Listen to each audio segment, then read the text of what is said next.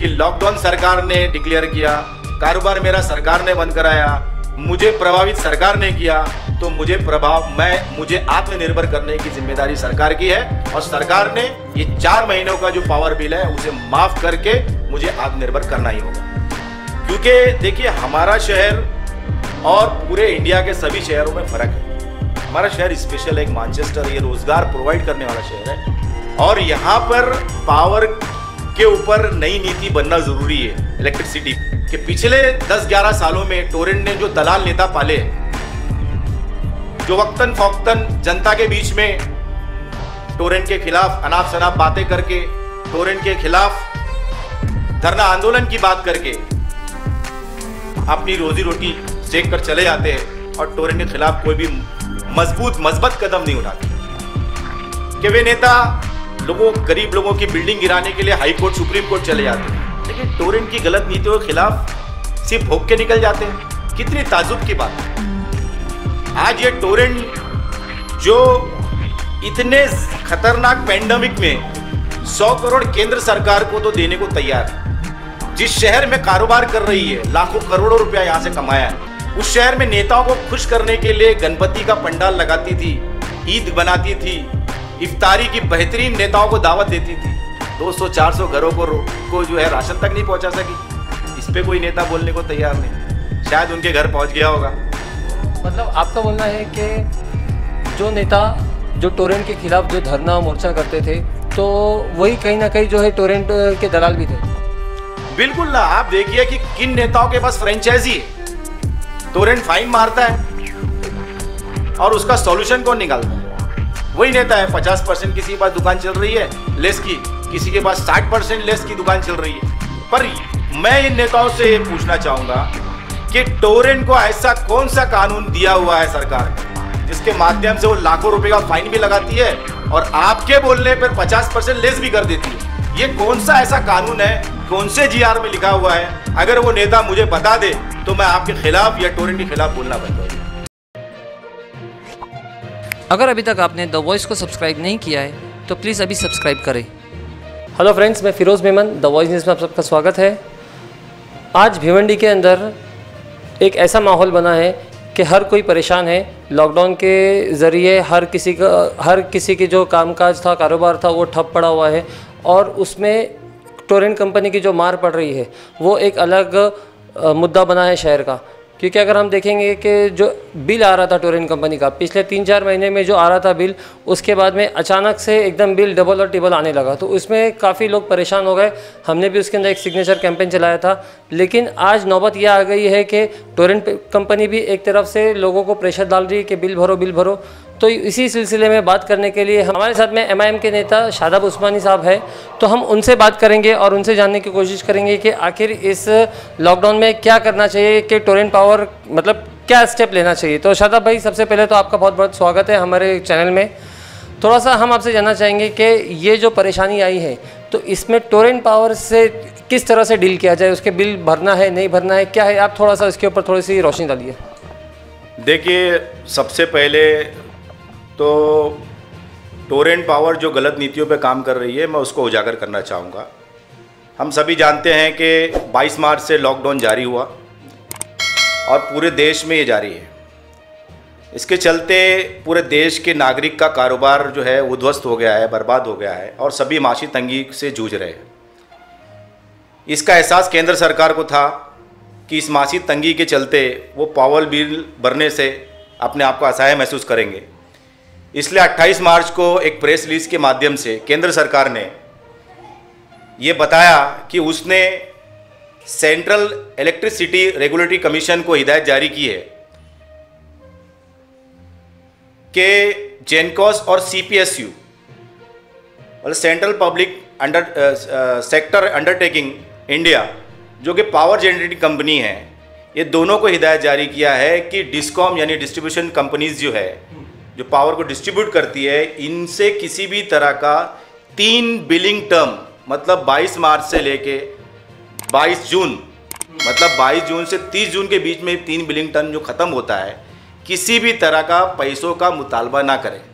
साथ ही साथ ये भी सुनिश्चित करे कि किसी भी तरह का पेनल्टी चार्ज ना लगे। तो जब केंद्र सरकार ने ये हिदायत जारी कर दी है सेंट्रल इलेक्ट्रिसिटी रेगुलेटरी कमीशन के माध्यम से कि किसी भी तरह बिल का मुतालबा नहीं करना है, जिसके ज़रिए ये डिस्कॉम जो सेक्टर है जो पावर खरीदता है, जब उनसे वहाँ पे मुतालबा नहीं हो रहा है तो पब्लिक से किस तरह का मुतालबा टोरेंट पावर कर सकती है। साथ ही साथ एक मालूमात और देना चाहूँगा कि माननीय पंत प्रधान ने 20 लाख करोड़ की घोषणा की ताकि पूरे देश जो प्रभावित हुआ है वो आत्मनिर्भर हो सके। इस आत्मनिर्भरता के चलते इन्होंने पावर सेक्टर को भी आत्मनिर्भर करने के लिए 90,000 करोड़ की मदद का ऐलान किया। तो ये 90,000 करोड़ जो है वो पावर फाइनेंस कॉरपोरेशन के माध्यम से वक्तन फौक्तन पावर जनरेटिंग कंपनी को दिया जाएगा और 30 जून तक वो जारी रहेगा ताकि फाइनेंस के जरिए जो फाइनेंस की तंगी के चलते पावर की कमी ना हो। तो केंद्र सरकार ने जो काम किया है राज्य सरकार ने उसे पालन करना है, उसकी उन्होंने रिक्वेस्ट भी की है। तो ये जो असंवैधानिक कार्य टोरेंट पावर लिमिटेड कर रही है ये हमारी समझ के परे है और मुझे इसका मूल कारण ये लगता है कि पिछले 10-11 सालों में टोरेंट ने जो दलाल नेता पाले हैं जो वक्तन फौक्तन जनता के बीच में टोरेंट के खिलाफ अनाप शनाप बातें करके, टोरेंट के खिलाफ धरना आंदोलन की बात करके अपनी रोजी रोटी सेक कर चले जाते हैं और टोरेंट के खिलाफ कोई भी मजबूत कदम नहीं उठाते। तो इसमें गुंजाइश है क्या कि अगर ये नेता एकजुट होकर अगर टोरेंट के खिलाफ कुछ करे, कोई स्टेप, कुछ कदम उठाए तो क्या उसका सोल्यूशन निकल सकता है क्या? आप क्या बोलना चाहेंगे इसमें? देखिए बिल्कुल निकल सकता है। सबसे पहले तो मैं आपके चैनल को मुबारकबाद पेश करूंगा कि आपने एक जो देश के संविधान का चौथा स्तंभ है उसका किरदार अदा किया और शहर में एक माहौल क्रिएट किया। तो टोरेंट के खिलाफ सबसे पहले जो कुछ नेता बोलना शुरू किए वे भी हुए, उसमें से भी कुछ नेता उन मामलों में शामिल है दलाली के, लेकिन बोलना तो शुरू किए। इसका मतलब शहर में एक माहौल क्रिएट हुआ कि टोरेंट जो कर रही है धांधली वो गलत है। क्योंकि देखिए हमारा शहर और पूरे इंडिया के सभी शहरों में फ़र्क है। हमारा शहर स्पेशल है, एक मैनचेस्टर, ये रोज़गार प्रोवाइड करने वाला शहर है और यहाँ पर पावर के ऊपर नई नीति बनना ज़रूरी है। इलेक्ट्रिसिटी पे सवाल ये है कि ये इंडस्ट्री जो इस लॉकडाउन से प्रभावित हुई है कहीं ये ख़त्म ना हो जाए, बर्बाद ना हो जाए जी। क्योंकि इस पैंडेमिक में जो पावर लूम मजदूर जो पैनिक होके गांव छोड़ चले गए वो आने वाले 6 महीना, 8 महीना, 1 साल शायद आए नहीं आए, कोई गारंटी नहीं। पावर लूम तो चालू हो जाएगा लेकिन पावर लूम मजदूर नहीं होने की वजह से पूरे लूम चलेंगे नहीं। अंतर्राष्ट्रीय तौर पे कोविड-19 से जो प्रभावना हुई है उसके चलते हमारा माल बिकेगा नहीं बिकेगा उसकी गारंटी नहीं है। आने वाले वक्त में कोई भी त्यौहार लोग अप्रिशिएट करेंगे नहीं करेंगे, गारंटी नहीं, क्योंकि लोगों के पास पैसे नहीं। तो कपड़े की जब खरीदारी नहीं होगी तो हमारा माल बिकेगा कहाँ? माल बिकेगा नहीं तो हम बनाएंगे क्यों? तो ये सारी जो चीज़ें हैं इसके चलते राज्य सरकार ने इलेक्ट्रिक सिटी के ऊपर एक कुछ नए कानून बनाना चाहिए और पावर लूम सेक्टर को खुसूसी सब्सिडी देना चाहिए, कम से कम 6 महीने से 1 साल 50% सब्सिडी, ताकि ये इंडस्ट्री खड़ी हो सके। जिस तरह हम हमेशा हमारे शेतकरियों का कर्ज माफ़ करते हैं वक्तन फ़ौक्तन, कभी इस तरह पावर इंडस्ट्री का आपने क्यों नहीं माफ़ किया? अच्छा, आप भिवंडी की जनता से क्या कहना चाहेंगे इस बारे में?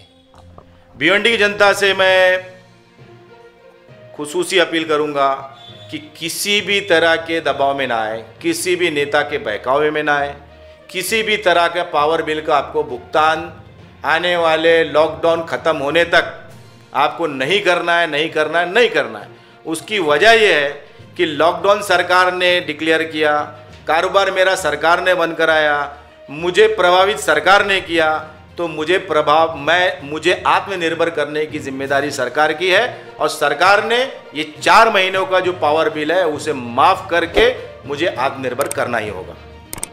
भाई बहुत बहुत शुक्रिया हमसे बात करने के लिए। हम उम्मीद करेंगे कि वाकई में ये आपकी जो आवाज़ है ये ऊपर तक जाए और इसके ऊपर कुछ ना कुछ एक्शन हो।